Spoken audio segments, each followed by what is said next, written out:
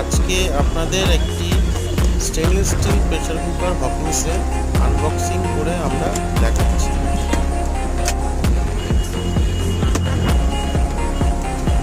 এই কুকারটি gas, induction দুটোতেই সমানভাবে ব্যবহার করা যাবে। এটা হেভি গেজ আছে, ইন্ডাকশানে খুব ভালোভাবে ব্যবহার করা যায়। সাথে আছে হকিংসের গ্যারান্টি। আপনারা ভিডিওটা শেষ পর্যন্ত দেখুন আর গিফট কুপনের জন্য ওয়েট করুন।